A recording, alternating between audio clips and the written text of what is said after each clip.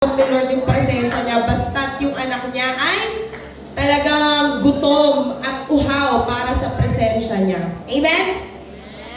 So, hindi ko na patatagalin to. Dahil alam ko, marami sa atin gusto na maligo. Sino bang di naliligo? Ako. Ayan, so, okay, ang topic ko for this evening is, the title of my message for this night is Trailblazer for Christ. Okay? With me, you're with me? Okay? So, harawin ko muna yung mga 45 minutes nyo, diba? So, kinig muna kay Ate Mau as I preach kasi medyo napipressure din ako sa topic na to dahil hindi ko siya gamay. So, ang tema ng ating camp ay Trailblazer Camp. Amen? Ayan. So, baka mamaya nag-join lang kayo sa camp tapos parang di naman kayo interested kung ano bang ibig sabihin ng Trailblazer. Join lang ng join. No? Pero yun nga. Sige. Ayan.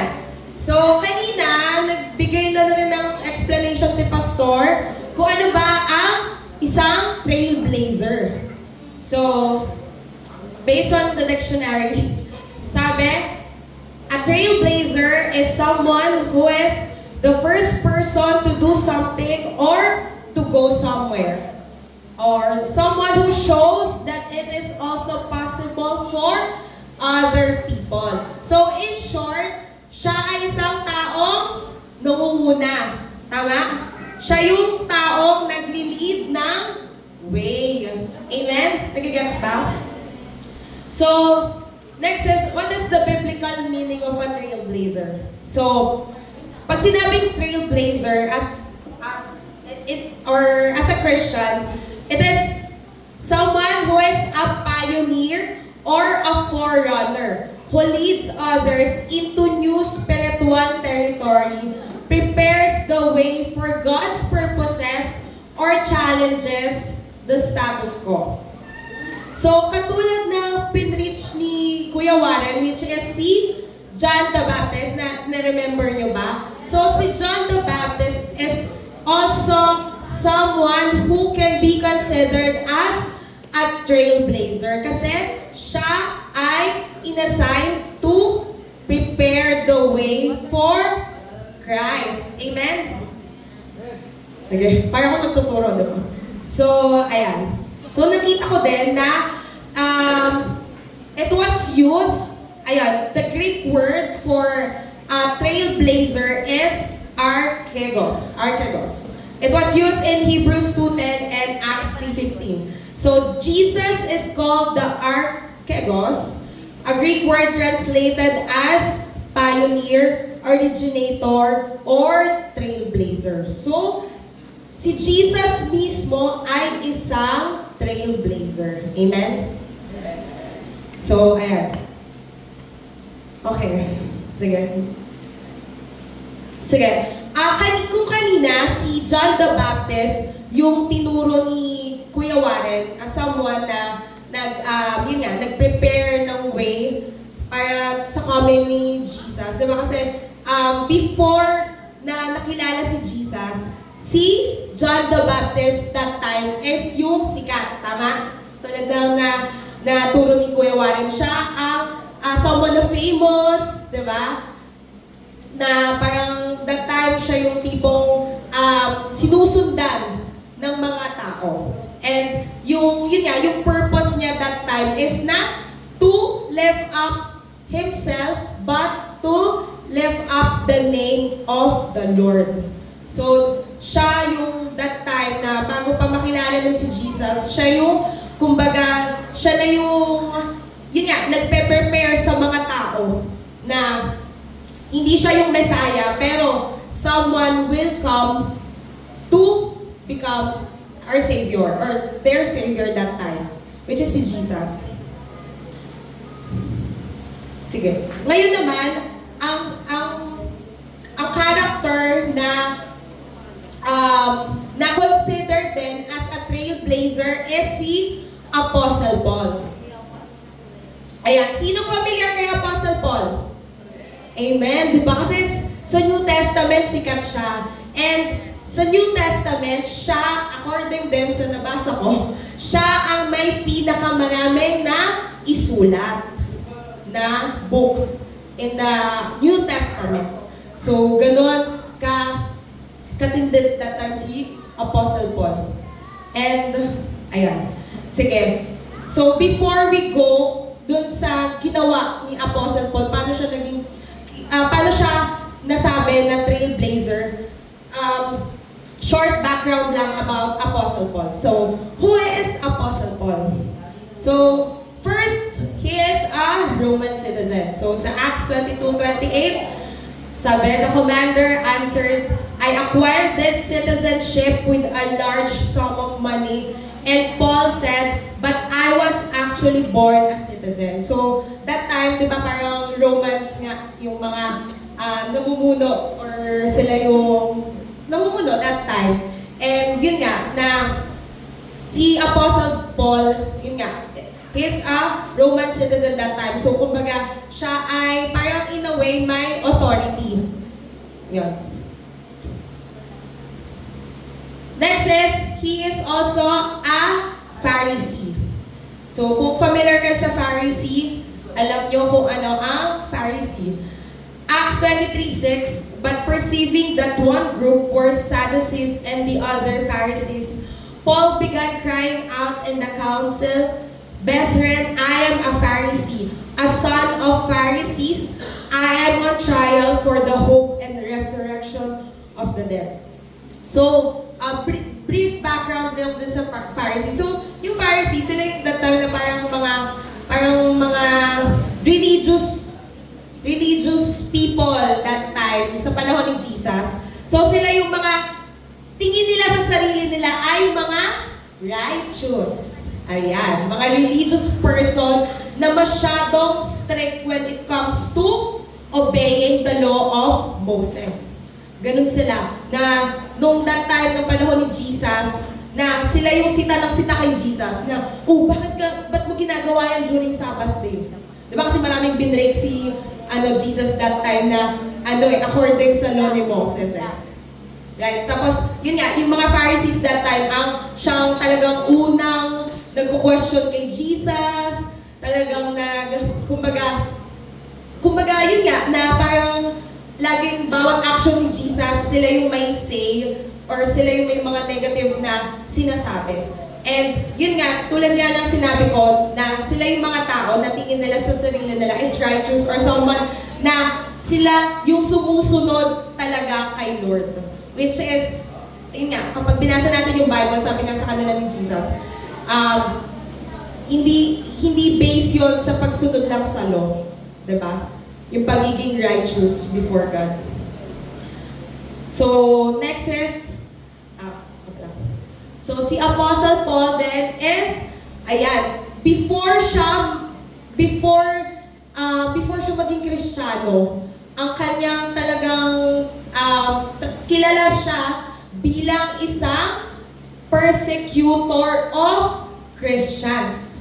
Acts 9:1-2. Meanwhile, Saul was still breathing out murderous threats against the Lord's disciples. He went to the high priest and asked him for letters to the synagogues in Damascus so that if he found any there who belonged to the way, whether men or women, he might take them as prisoners to Jerusalem. So, kumbaga sa panahon natin, sila yung mga tipong, hindi antichrist, pero yung mga parang terrorista, or parang sila yung tipong galit sa mga Kristiyano. Gets nyo ba? Parang kung iisipin mo kung ano yung ginagawa ni Apostle Paul that time, siya yung mga pumapatay sa mga Kristiyano. So, kapag maiisipin natin like yung may mga, di ba, mga Muslim, like sa mga Muslim countries, di ba, parang mga sila pagdating sa Christianity, di ba, sila yun, parang ganun yung ginagawa ni Apostle Paul. Pero that time, he is a Pharisee.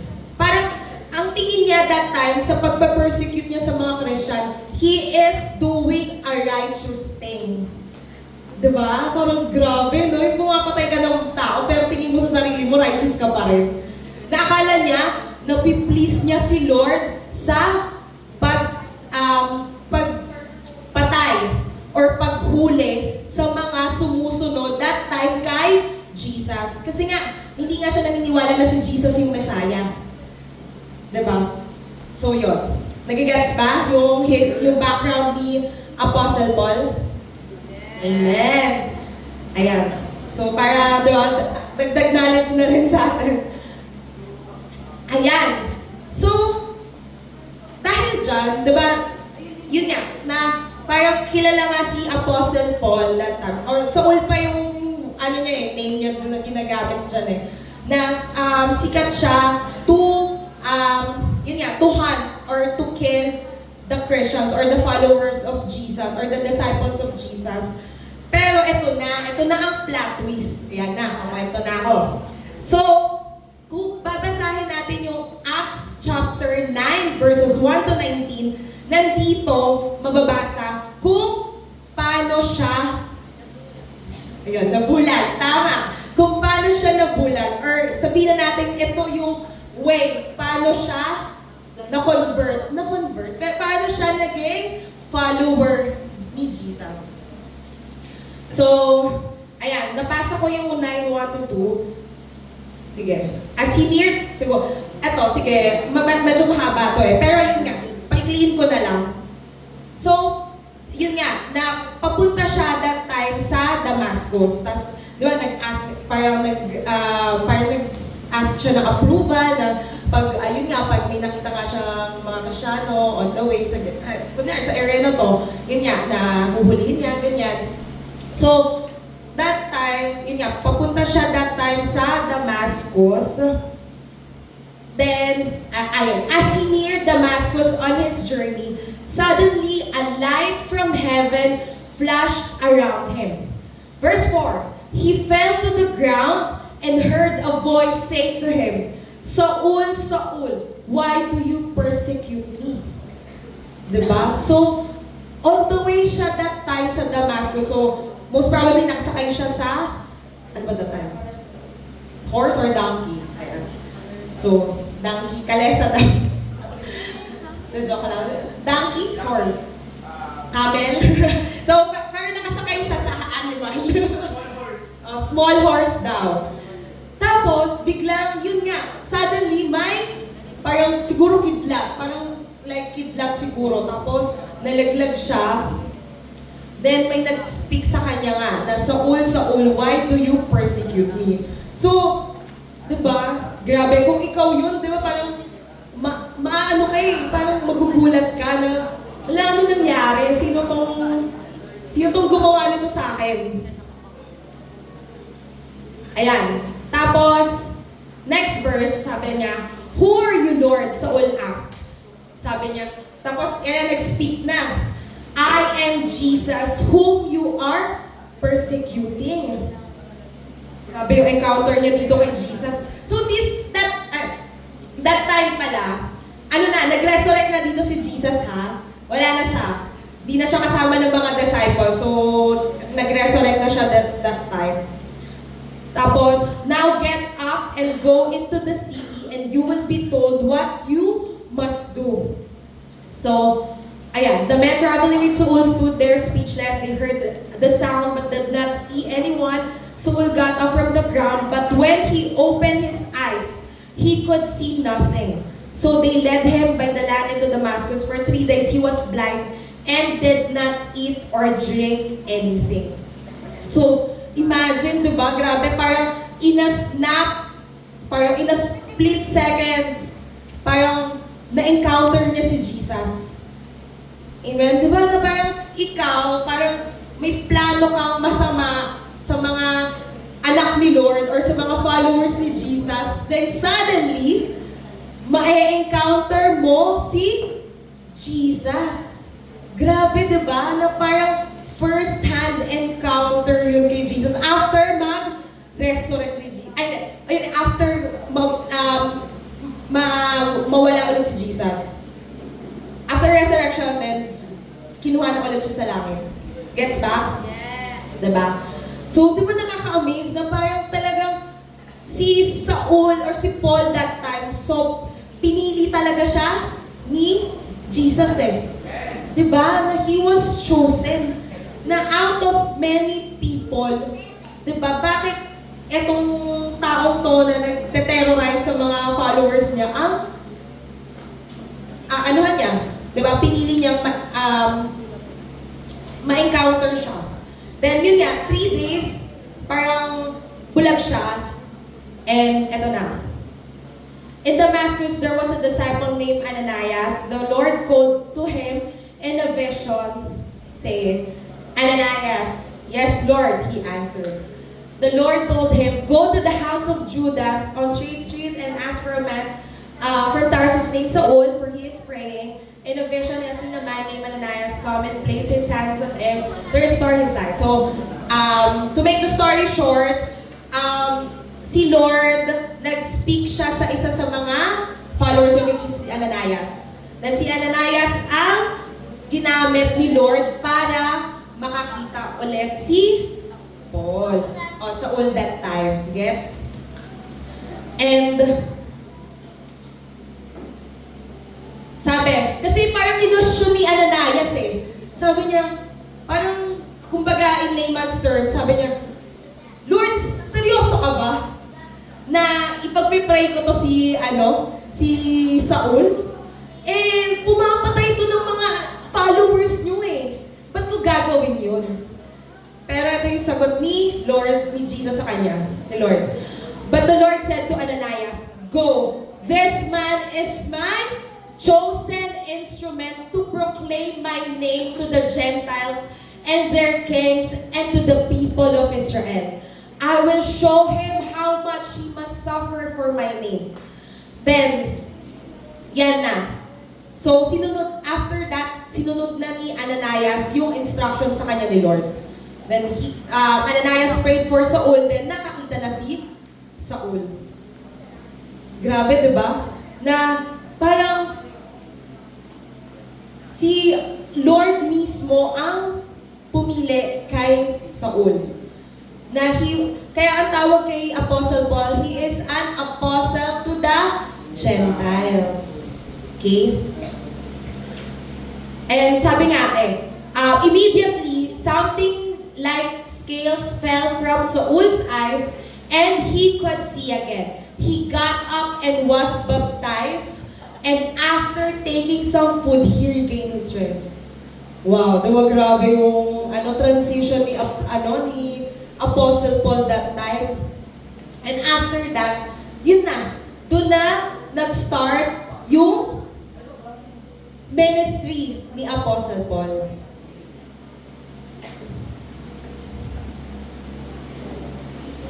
Sige. Ito isa sa mga takeaway ko. When you truly have an encounter with the Lord, your life will never be the same. Amen? Amen. So, kayo ba, masasabi nyo ba na nagka-encounter na kayo kay Lord? Amen! Wala, parang di kumbinsido ah. Amen ba? Naka-encounter na ba? Okay. Kung ikaw parang, ate mo kulang pa, parang gusto ko pa ng more, diba? Hindi man katulad ng kay Apostle Paul, pero yung, yung evident na talagang ikaw mismo masasabi mo na encounter mo si Jesus. Diba? Then why not, diba? Kayang ibigay yun sa'yo ni Lord. And yun nga, once na talagang nagka-encounter ka kay Lord, our life should never be the same. So, in the story din sa Bible, nung time na si Jesus, tao pa that time, di ba lahat ng naka-encounter sa Kanya, like, di ba parang, talagang nagbago na yung life nila. Amen? So, kumbaga, isa sa talagang patotoo na na-encounter mo na si Jesus sa buhay mo is that nagbago na rin yung life mo. Na parang katulad ni Apostle Paul na na-encounter niya si Jesus, naniwala na siya na totoo yung Jesus na fina-follow ng mga pinatay niyang mga Kristiyano. Diba? Wala nang, wala nang ibang explanation pa eh. Then sumunod na siya after that. Amen? Kasi tayo minsan, na-encounter na natin yung love ni Lord. Alam mo yun? Parang pinaparamdam na ni Lord sa atin, sa'yo na buhay siya sa buhay mo, na mahal ka niya. Pero, tayo, may mga chance, or minsan, di ba, na parang, pa rin eh, kumbaga, lumalayo pa rin tayo kay Lord eh. Amen? Na talagang, ino-offer na ni Lord, ito na yung gift niya for us, for you and me. Pero, most of the time, nahihila pa rin tayo ng mundo. So, I pray we will become like Apostle Paul, na after niya ma-encounter si Lord, talagang naging sold out na siya kay God. Kasi kung babasahin niyo yung Bible, sobrang, yun nga, ang dami kasing sinulat na ni Apostle Paul eh. Pero once na binasa mo yung New Testament niya, doon mo makikita na, wow, grabe si Apostle Paul. Na ang calling kasi sa kanya ni Lord, diba? Apostle to the Gentiles. And, kumbaga, he's somewhat like missionary. Alam niyo ba yung missionary? Familiar ba kayo, mga kabataan? So, yung missionary, they are people na, kumbaga, hindi lang namamalagi sa isang lugar. Pero they are going to different places. They are reaching out the lost in different places. Usually sa mga bundok, sa mga liblib na lugar, yung sa mga tipong hindi pa na-reach out ng gospel ni Lord. Ganun yung missionary. And si Apostle Paul, ganito yung pagkakatawag sa kanya ni God. He was a trailblazer because he was called to become apostle for the Gentiles. And he did his purpose very well. He finished his purpose. Diba? He finished the race faithfully. Amen?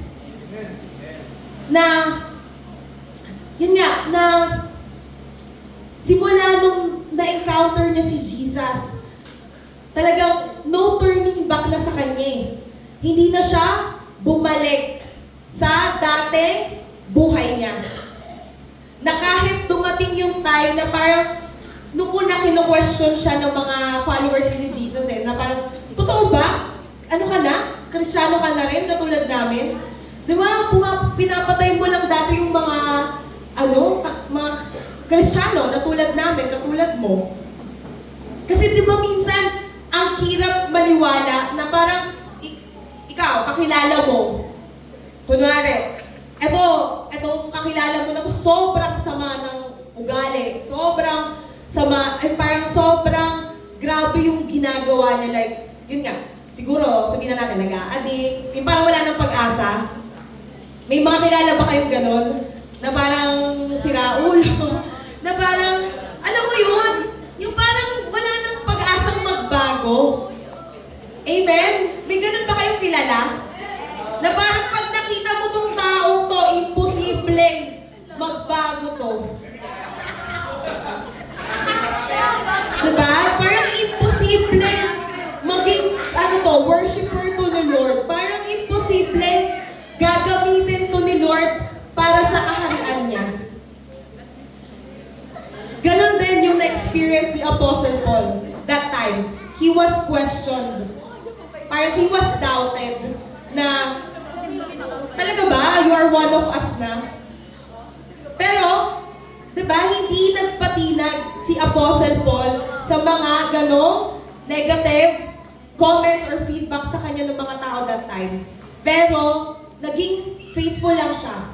Nilakaran niya lang at sinundan niya lang kung ano yung sinabi sa kanya ni Jesus na gawin niya. Amen? Yun nga, Romans 15:20. It has always been my ambition to preach the gospel where Christ was not known, so that I would not be building on someone else's foundation. So, nung naging sold out na siya kay Christ, kay Jesus, wala na siyang ibang desire, kundi, anong gawin? I-preach yung gospel. Diba? Kasi na-encounter niya na si Jesus eh. Alam niya na totoo si Jesus. And grabe din yung grace na binigay sa kanya ni Lord that time. And siya din, gusto niya rin yun ipaalam sa mga tao that time. And yun nga, grabe din talaga yung heart ni Apostle Paul that time. Na parang, na talagang he's willing to go, diba? He's willing to travel, parang out of his comfort zone, out of his area, out of his parang nation, sabihin na natin, just to preach the gospel. And if you will just read yung mga books na sinulat niya, makikita natin doon na grabe yung hardship na pinagdaanan ni Apostle Paul. Na to the point na yung death, to the point na yun na, he will, parang near death experience na siya and all. Pero, hindi siya nagpatinag eh. Diba? Ano talaga siya eh, parang kumbaga, convinced talaga siya eh, na kung hindi ito yung gagawin ko sa buhay ko, wala nang purpose para mabuhay ako. Tayo ba? Nasabi na naman natin yun sa sarili natin. Kung hindi ko gagawin yung purpose ko dito sa mundong to, dapat di na ako nabubuhay. Amen? Pero, hindi pa tayo dumarating sa point na yun, no? Amen? Kasi, most of the time, we are so caught up with the problems. We are so caught up with sabi natin, distraction or the issues of this world, issues of our lives, na nakakalimutan natin na we have our purpose. We have the purpose. We are living here in this world because we have a purpose. And nandito tayo ngayon, hindi lang sa camp, pero nakilala natin si Jesus kasi you are chosen. Katulad ni Apostle Paul, you have been chosen by God to do great things. Diba? Naniniwala ka ba doon? Convinced ka ba doon? Amen? Diba? As a trailblazer, you are someone who will lead the way. Hindi lead the way to righteousness, to Christ-likeness, hindi leading the way to sin. Minsan kasi, magaling tayo maging leader ng kalokohan eh. Leader ng mga, kasiraan ng ibang tao. Diba? Leader ng pang-aaway, leader ng paninira. Diba? O, chismis daw. Leader ng chismis. Diba? Minsan tayo, kahit Kristiyano na tayo, nagagamit pa rin tayo bilang, nangunguna sa kasamaan at hindi sa kabutihan. Diba? Ganun tayo in-anoint ni Lord. Pero minsan, or kadalasan, nagagamit natin ito sa maling paraan. Diba? Each one of us have been anointed.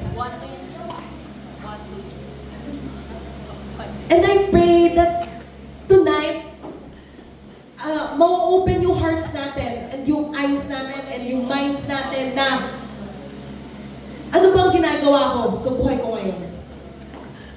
Diba? Kasi naniniwala ko na all of us are created to be leaders, diba? Amen! Diba, ano ba yun? Goal ba natin yun? The goal of this church na every believer is a leader? Or, tama ba? Wala, bagsak na ako!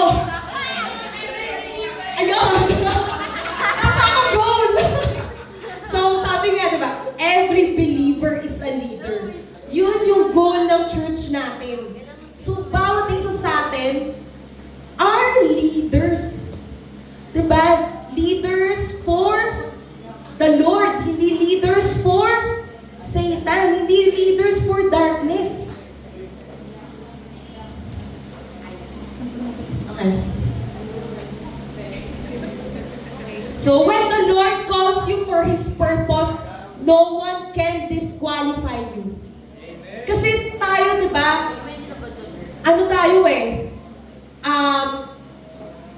Marahil meron sa atin dito sa lugar na to na yung past life, no? Yung bago tayo maging Kristiyano or, di ba, yung iba, bumabalik ulit, parang for under restoration kay Lord.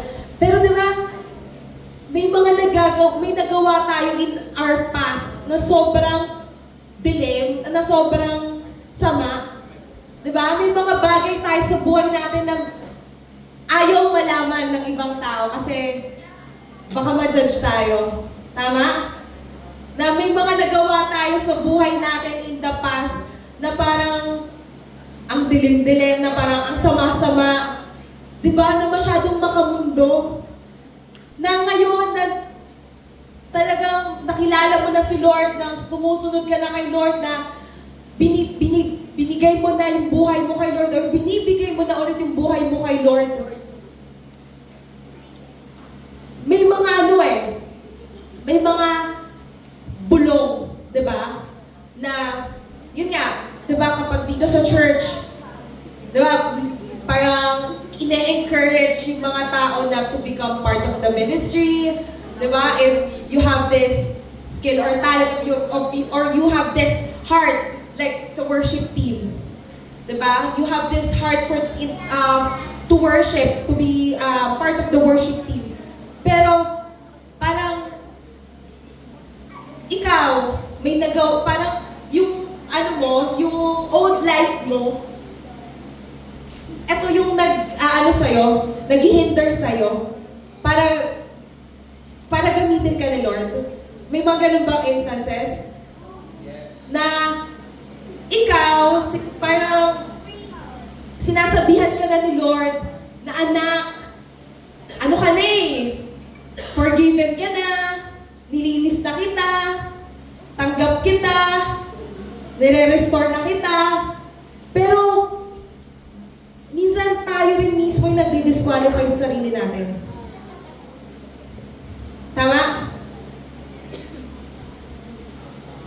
Na dapat hindi. If God appointed you or called you to something for His kingdom, kahit ano pa yung sabihin ng iba, questioning you, doubting you, si Lord na nagsabi sa'yo eh. Si Lord na nag-appoint sa'yo. Si Lord na rin yung nagsabi through the pastor, through the leaders. Bakit kailangan opinion pa ng iba yung maghari? Para di mo magawa yung purpose mo. Para di mo magawa yung calling mo. Hindi sila si Lord. Pare-parehas lang tayong tao na kailangan yung grasya ng Panginoon. Lahat tayo makasalanan na walang karapatan tumayo dito sa harapan na to at magpagamit sa Kanya.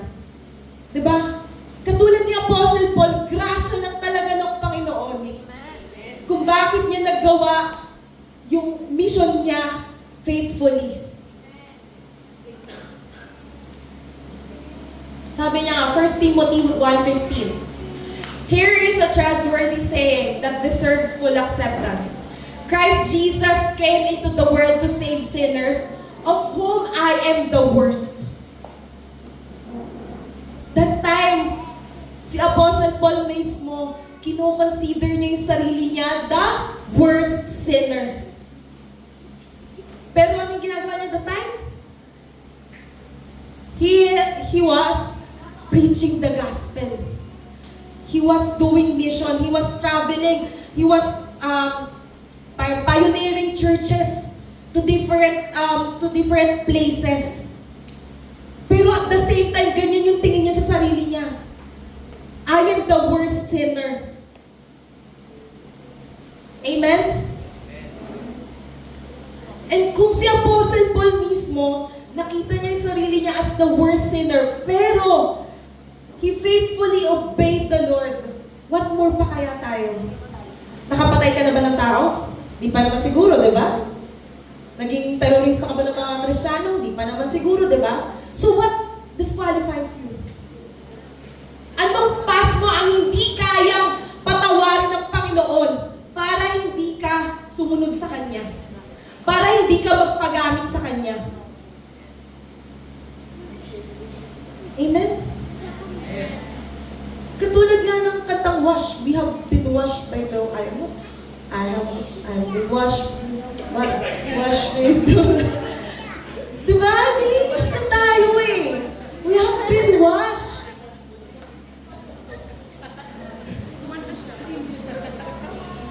Diba?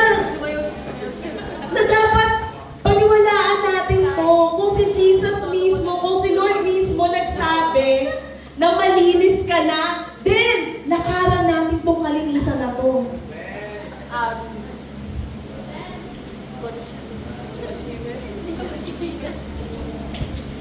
Iba yun. Ano ba ako?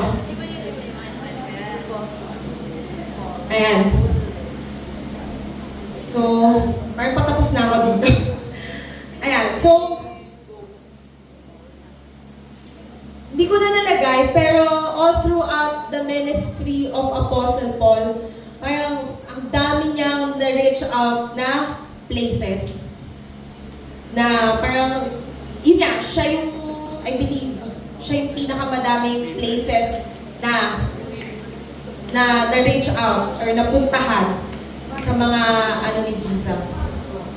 Sa mga apostles. Diba? And that time, Apostle Paul totally relies on the Holy Spirit all throughout his ministry. And alam ko na like sa panahon natin ngayon, 'di ba? Na mahirap talagang kumbaga i-accomplish yung mission or yung purpose natin without the help of the Holy Spirit.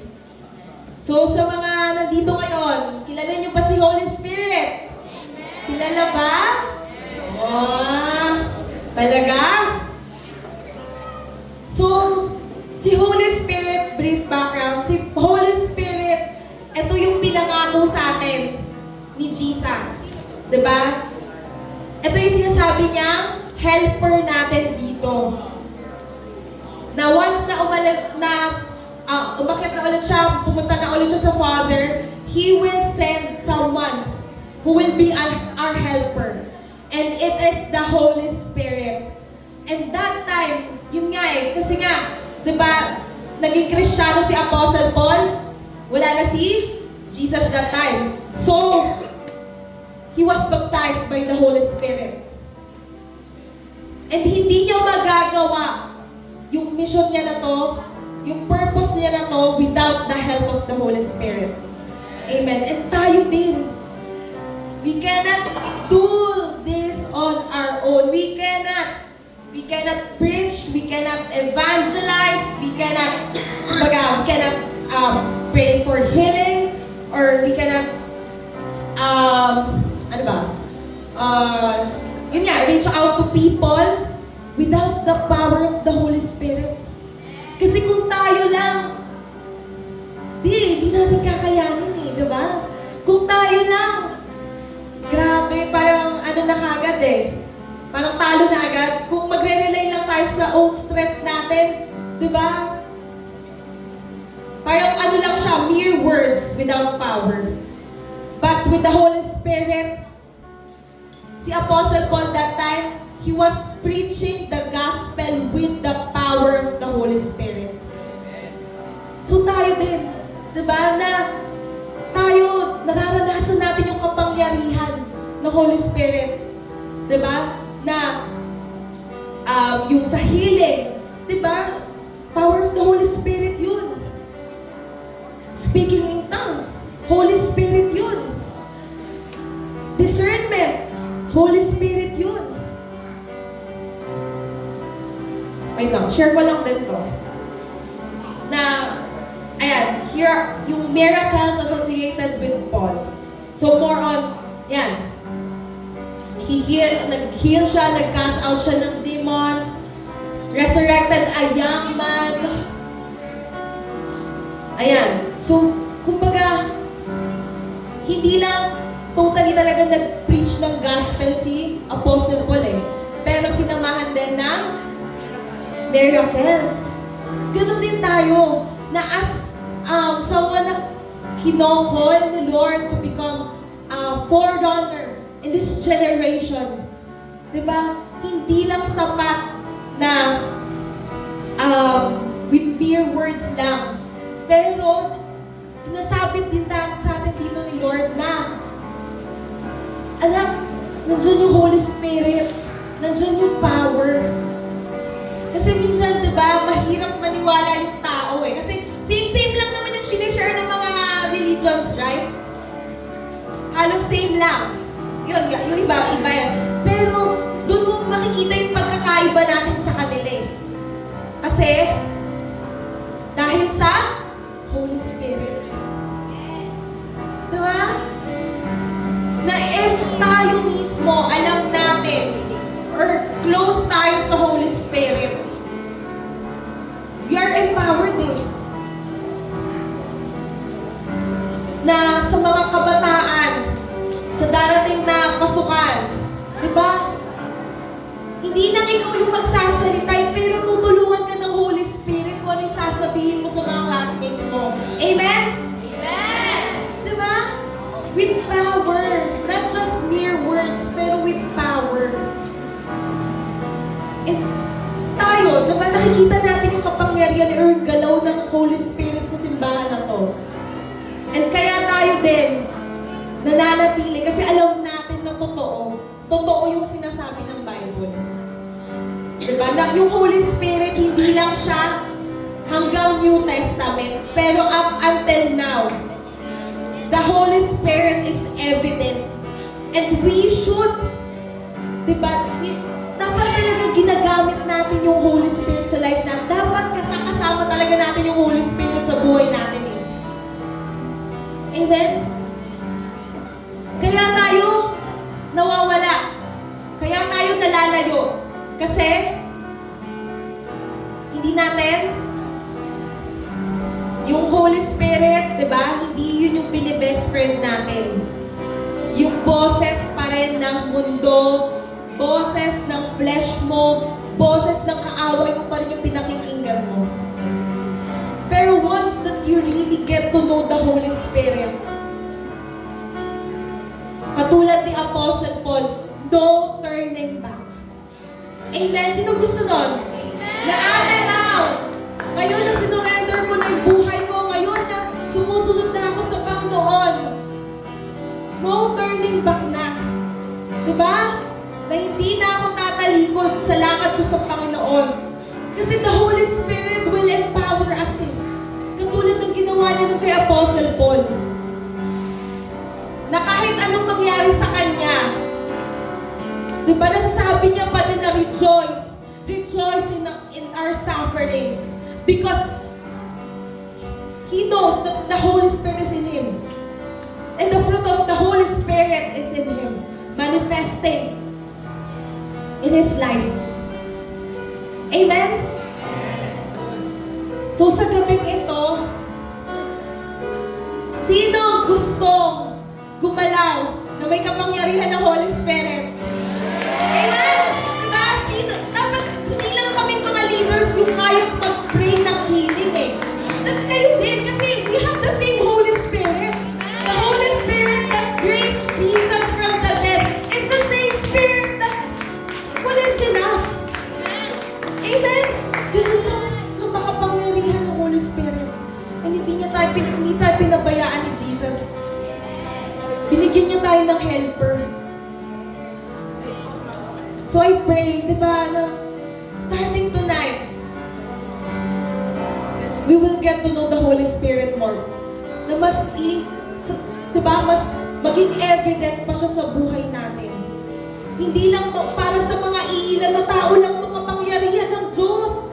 Para sa ating lahat to. Diba? Kasi pinili ka niya eh. Kahit ano pang edad mo, kaya ka niyang gamitin. Amen? So can we all stand as we pray? Yes, those slides. May pakita ka lang dyan. May masarap.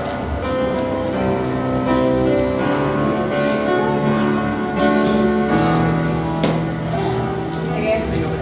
Irarara, shidera, karayara, sidere, karayara, sidere, karayara, sidere, karayara, sidere, karayara, sidere, karayara, sidere, karayara, sidere, karayara, ira, pa, pa, pa, pa, pa, pa, pa, pa, pa.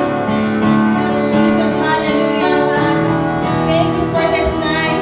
I know, Lord, grabe na yung presensya mo sa lugar na to kanina, Panginoon. Pero, Lord, we want more. Lord, we want more of your power. We want more of your presence. Lord, I pray, God, sa gabing ito, na puspusin mo lang kami ng banal mong Espiritu Santo, Panginoon. Na I pray, God, starting tonight, di lang ilan lang sa amin ang magkaroon ng encounter, not just to you, God, pero din sa Holy Spirit. Iparanas mo sa amin kung ano yung kayang gawin ng Holy Spirit sa buhay namin, Panginoon. Open our hearts, oh God. Lord, Jesus, Lord.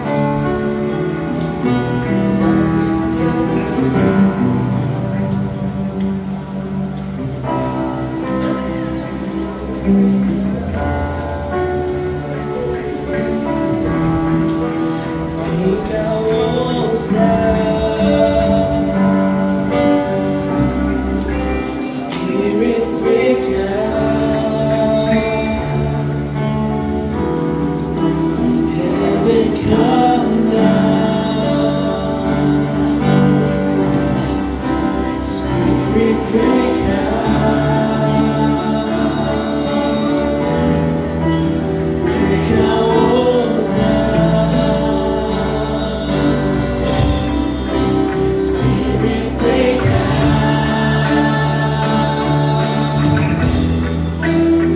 heaven come down, Spirit breaker,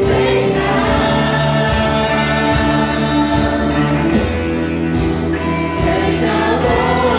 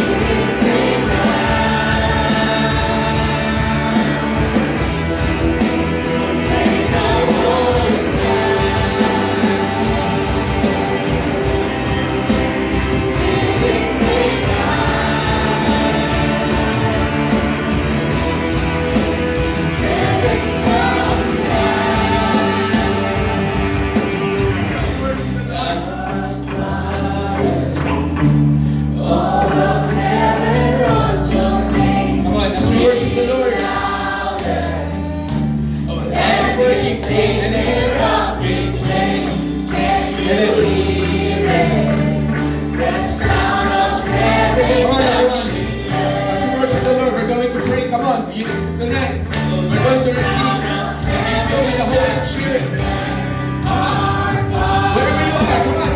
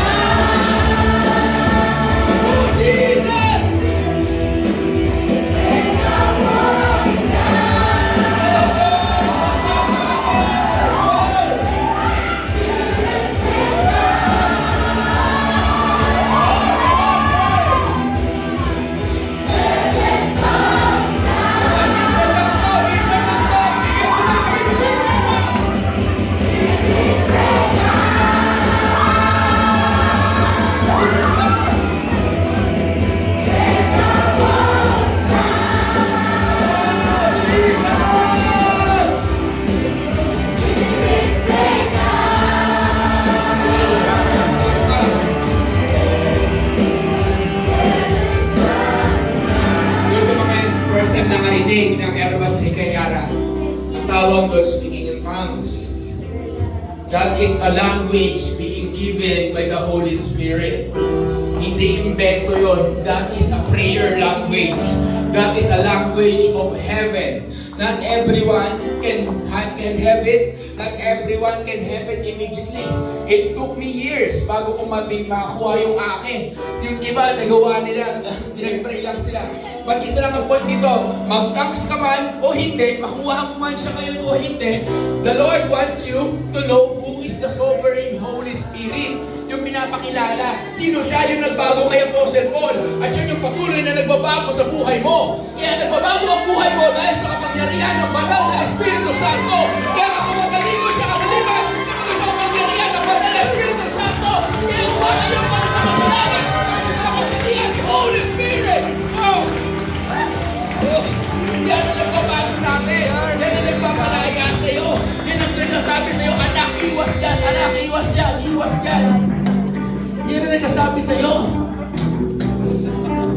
Yan. Siya yan. Siya yung nagsasabi sa iyo. Siya yung nagsasabi sa puso mo pag nagkakamali ka, anak, hingi ka ng tawad. Siya yung nagsasabi sa iyo pag lumalayo ko, anak, bumalik ka, bumalik ka. Siya yung nagsasabi sa iyo, siya yung tumatawag, siya yung tinag, siya yung bulong na nagsasabi sa iyo, lumayo ka sa kadiliman, lumayo ka dyan, mapapahamak ka. Siya, si Holy Spirit. Ang tanong ko sa gabi nito, kapatid, church, gusto mo ba makilala ka si Holy Spirit? Gusto mo ba tanggapin sa Holy Spirit sa buhay mo? Gusto mo ba ang kapangyarihan ni Sovereign Holy Spirit?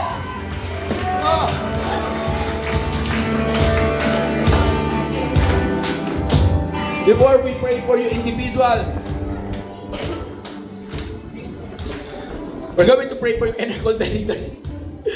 Sa bawat leaders, can I ask, mamaya ni mga leaders, but right now, bawayan ni mga leaders magpe-pray, but can I ask the committees and the leaders? We're going to pray for you, everyone. Liwilan na lang dito lahat, yung kamay ninyo, para mabilisan na lang. Pero worship team, stay lang kayo dito, kailangan ko kayo. Okay, asan na ba? Tatatlo na yung leaders natin. Asan na iba? Okay. Asan na yung mga leaders? Okay. They will pray, they will lay hands on you. At ang pagpe-pray lang nila, Holy Spirit, fill this man, fill this woman, fill this, Lord God, everyone in this place. Ate Mariel, punta ka rito, come on. Lahat dito. Okay? Lagyan nyo lang, steady nyo na lang yan dyan. Hayaan nyo na, lagyan nyo lang. Okay, Holy Spirit, just feel. Holy Spirit. Kanta tayo ulit, kanta tayo. King Jesus.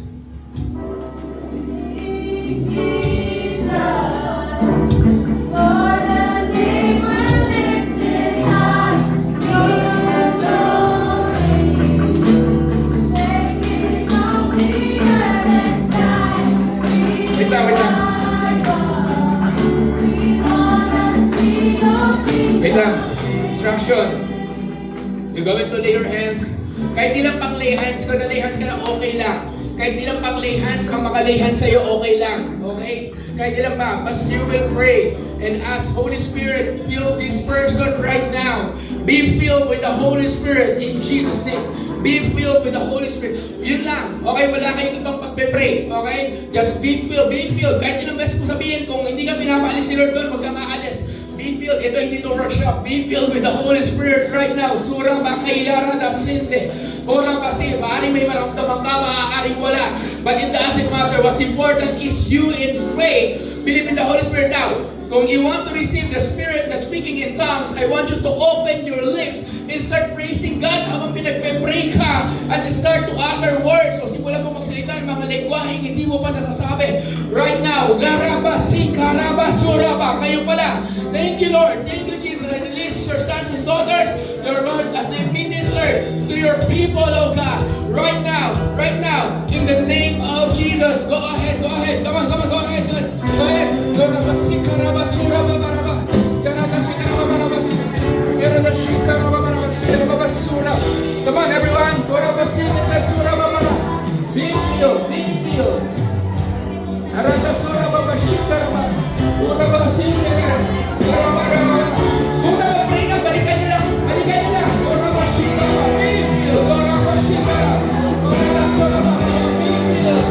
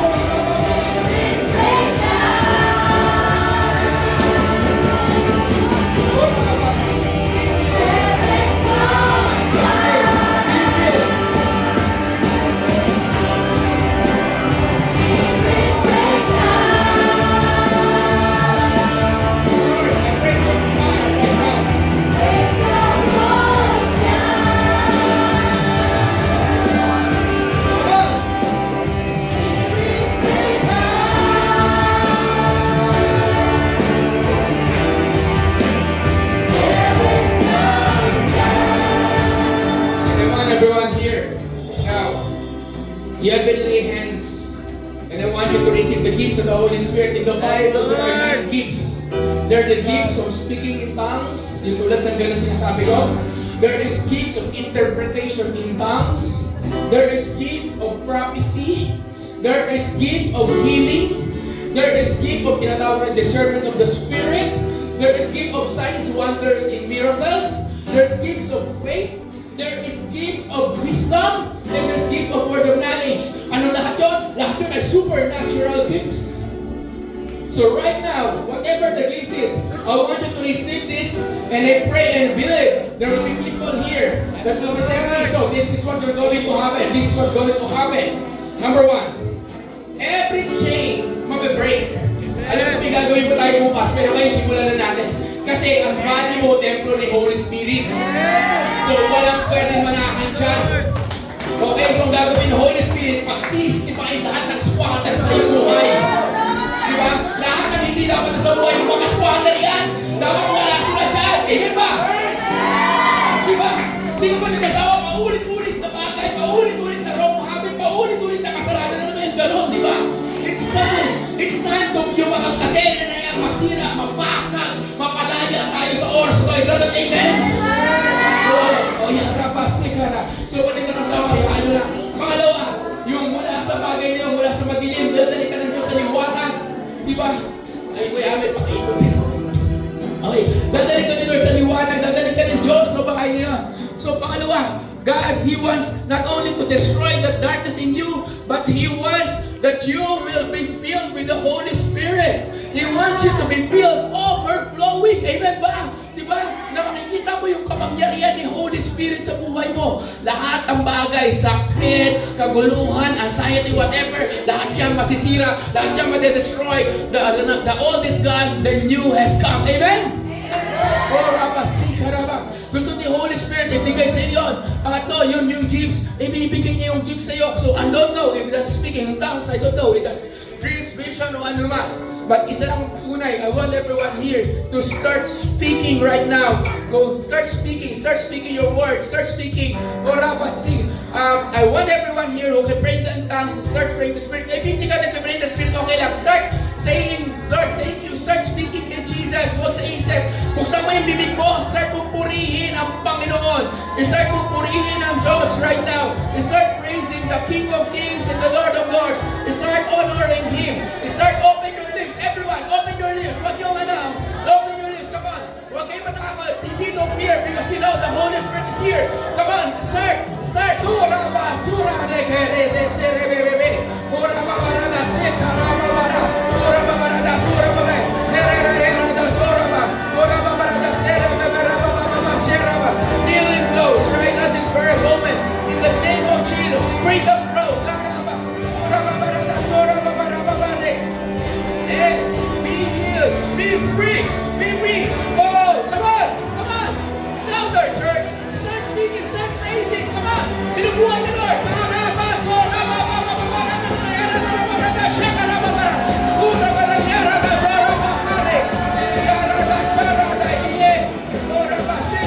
Jesus. Let every darkness be broken right now. Let everything that is not of the Lord be broken right now. Everything that is not of God be broken right now.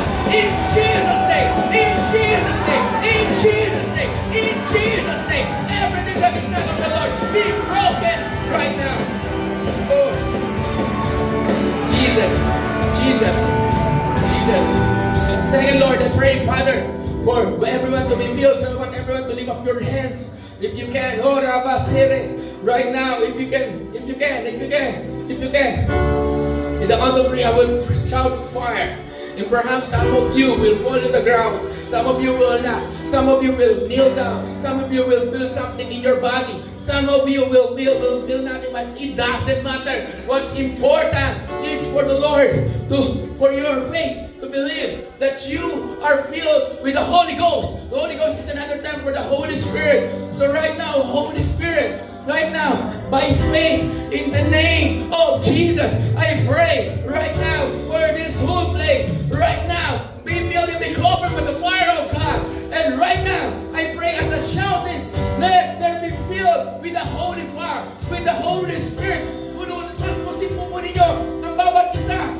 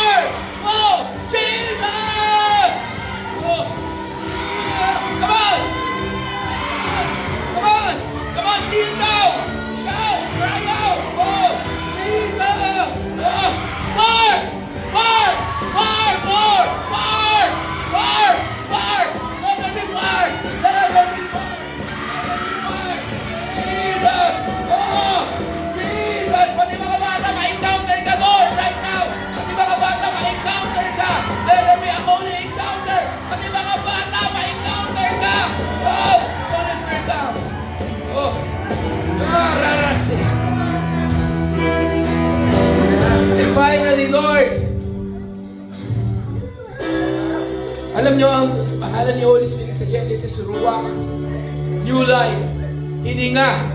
Hihinga kanya, may susunugin, pero may tinatanggal, pero may binubuhay. Binibigyan ka ng bagong hininga ni Holy Spirit. Binibigyan ka ng bagong buhay. Binibigyan ka ng bagong simula. Sabi ni Apostle Paul, the old is gone, the new has come. Hindi na ako dating ako. Ako ay bagong ako na. Ako ay bagong nilalang kay Kristo. Hindi ko na babalikan ng kasalukuyan, hindi man ng kasamaan. Hindi ko na naglalakad ako sa katagumpayan. Naglalakad ako sa pananampalataya. Ako ay matagumpay. Ako ay kay Kristo na. Ang mamamatay ako para kay Kristo. Mabubuhay na para kay Kristo. Mamamatay para kay Kristo.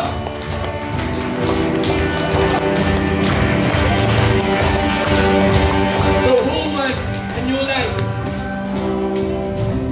So right now, Holy Spirit, breathe. Sabi doon sa Bible, He breathes. Siya ay ruwak, hininga, hiningahan niya. Si Adan, nagkabuhay. Si Adan. So I want everyone here, just say where you are. I want you to speak and I want you to say, Lord, I need you, Holy Spirit. Holy Spirit, hingahan mo ako ng bagong buhay. Hingahan mo ako ng bagong buhay. I thought He is just a fire. Hindi lang siya apoy, siya lang isang wind. Sabi sa Biblia, sa book ng Acts, out of nowhere, there's a sudden violent wind doon sa kwartong nakasara. At biglang may hangin na dumapo doon. At lahat sila napuspos ng banal na Espiritu Santo. Alam niyo po ba, church? Sa church natin, sa first year anniversary ng simbahan ito, na-encounter namin si Holy Spirit nung merong biglang may hangin na dumaan sa kagitan namin. Hindi namin alam kung saan galing. Pero meron yun. So right now, I believe it doesn't matter whether you feel the wind or not. But what's important is He is the wind that gives life. And right now, in the name of Jesus, Holy Spirit, breathe, breathe, breathe, breathe, breathe, breathe, breathe on everyone. Breathe on everyone, Holy Spirit. Breathe on everyone. Breathe on everyone. Breathe on everyone. Breathe of life. Breathe on everyone. Breathe a new life. And I see your word, the joy. And let the joy be poured out. Let the joy bubble up. Let the joy burst out. Let the holy laughter come forth. Let the joy of the Lord be our strength. Let the joy of the Lord flood this place. Kung natatawa ka, go ahead. Let there be the joy of the Lord from this place. Come forth in the name of Jesus. Living water flow. Come on, everyone. Ooh, worship Him, Lord. Fill with the joy. Fill with the joy. Fill with the joy. Joy of the Lord. The joy of the Lord. Come on, the joy. The joy of the Lord. The joy of the Lord. The joy. The joy. The joy. The joy. The joy. The joy. The joy. Thank you, Lord. Thank you, Lord.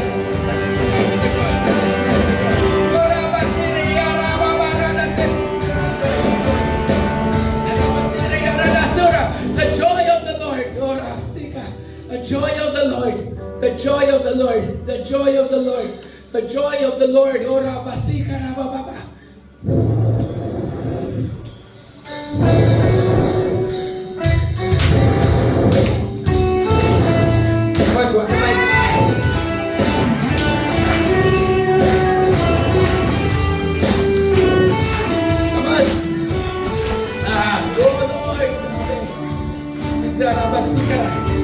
Are you ready? The Holy Spirit is moving my presence. Thank you, Lord. Thank you, Lord. Thank you, Lord.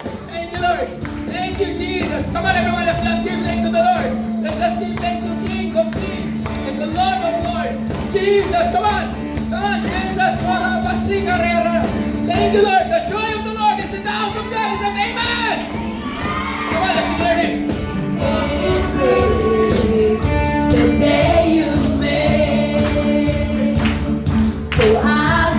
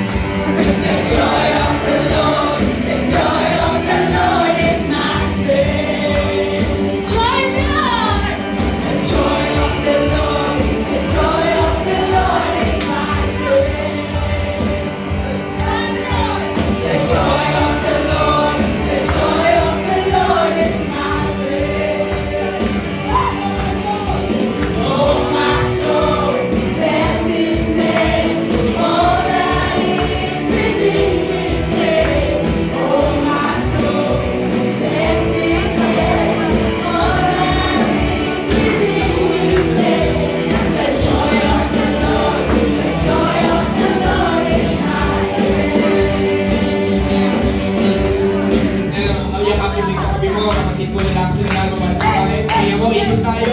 Kaya mo, mahal ka ni Holy Spirit. Mahal ka ni Holy Spirit. Come on, mga bata, yakapin natin. Come on!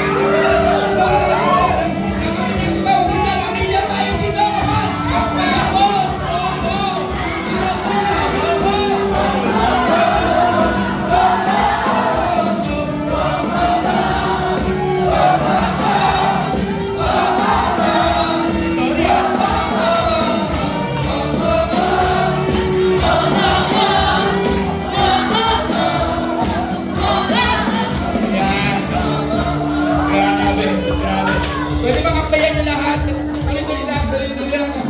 Pwede bang isang malakas na palakpak sa ating Panginoong buhay? Ah! Grabe. Grabe. Lord, wala na akong boses. Unang araw pa lang. Panginoon, let's wrap up. Can I ask to open the lights?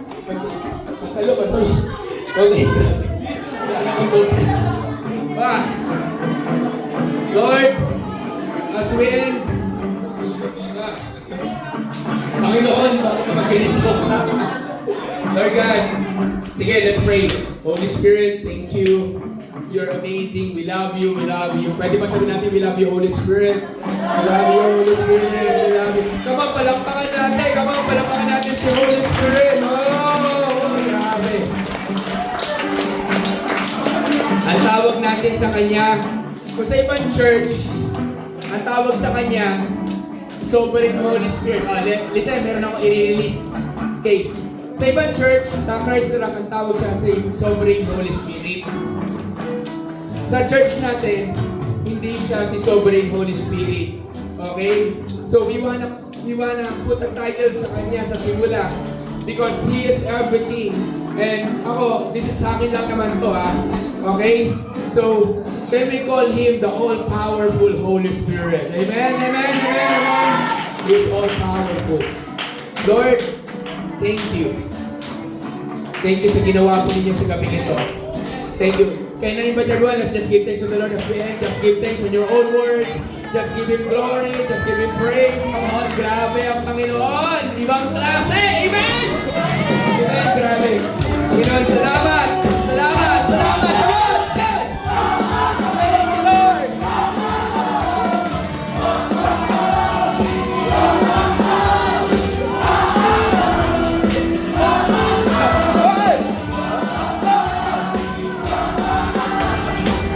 Bakit may nakaupo? Come on, everyone. Come on. Yan. Amen. Paisa malakas sa malakas sa Lord. Okay. Sabi niyo, nagsasaya kami nga sa pagod. So can I ask you to stretch your hand sa ating worship team? Stretch naman natin, pag-pray naman natin ang mga worship team na natin. Okay, so let's pray. Lord, thank you God sa worship team. Alam ko, namimiss namin to. Okay. Pero God, thank you Lord. At tinawag mo ninyo, Panginoon. Bless them, fill them, Lord. Salamat, Panginoon Diyos, sa bawat isa, Lord God. Thank you. Thank you for everything. Bless them in Jesus' name. Amen. Okay. Before we, upo lang sa floor o kahit saan man, announcement, sa mabilis sa announcement lang. Pa-pray niyo ako, ha? Daan ng boses. Unang araw pa lang. Hindi pa. Unang araw pa lang.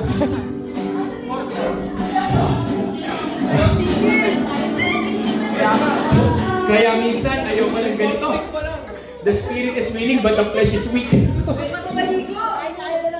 Okay, huwag na kayo tumutok. Please lang, bumaba na kayo. Please lang, bumaba na kayo. Please lang. Tama na, please lang. Tama na. Uwi, matutulog na tayo. Alas 10 na. Okay. Wala na pin showing ko kung bigay ko na lang yun. Okay, everyone. I just wanna inform you. This is not planned. Lahat ng tanong nyo, may mga tanong kayo anong nangyayari. We are more than willing to tell you, discuss this to you with the Word of God, of course. Wala tayong gagawin na walang bounded sa Word of God. Sinong bless? Pinakita ko lang. Grabe. Grabe oh. Ito ang totoong Christianity na i-encounter si Jesus. Amen? Naintindihan niya na bakit di ba sa navigator? Eh, hindi na paalis tayo doon. Ang ingay natin. Di ba? Okay.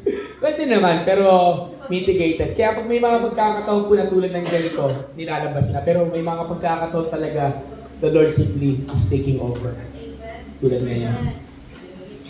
Hindi pa po tayo naglalaro niyan. Di ba? Iba pa yung bukas. So sabihin mo sa katabi mo, may gagawin pa si Lord tomorrow. May gagawin pa si Jesus tomorrow. Amen? Amen? Grabe. Grabe. Grabe. So sa mga magkakasama ngayon, sabihin mo sa katabi mo, bye-bye. Yan, bye-bye. Sabihin mo, bye-bye. Bye-bye. Alam niyo bakit? Bukas kasi, iba na yung seatmate. Yan. Iba na ang seatmate mo. Ibang katabi mo na sa pagkain. Ibang katabi mo sa upuan mo. Ibang katabi mo sa ano. Kasi tomorrow ay ang ating groupings. Okay. So bukas, mag-groupings tayo. And sa loob ng overnight na yon, yun ang magiging grupo mo. Ipanalo nyo kung ano man yung mga gagawin natin dito. Sapagkat may nag-aabang, no? Pag makakagintin na, wala na. Bukas. Okay. So we have, sige. We have 11 p.m. para sa ating lights off. So, dahil, grabe, 11 p.m. tayo. Wag lang, pag maglalakad sa kayo dito, wag lang masyado maingay ha. Kasi may kasama tayong ibang church. Okay lang ba yun? Dito daw, kaya tayo nag-ano na rin siguro, sabi, binulungan kasi ako ni Ahmed kanina, sabi, Pastor, pwede raw mag-ingay dito kahit ano, wala naman nakakarinig. Sabi po ni Ate Tessa. Pag ayaw na pagalitan. Promise ko. Okay? So 11 p.m. Ang wake-up call natin ay 4. Ang first 4:30 pala. Ang first activity natin ay around 8. So ang breakfast natin, anong oras ang breakfast natin? Kuya Pao. Anong oras breakfast natin? Ha? 6, mga 6:30. Okay, 6:30 ang ating breakfast. So walang, so 6:30. Pwede na yun, pag 6:30 mas maaga na sulit. Okay? Pastor, kailangan na bang nakaligo pag sa ating first session? Hindi pa. Para mag-toothbrush ka naman, parang awa ko naman. Baka may nagpupuri ka bukas. Iba tayo yun sa... Okay, wait lang. Pause muna kayo. Hindi ba ako tapos? Inaanap po ako ng mama ko eh. Hinanap ko yung pa mo. Say, Mama!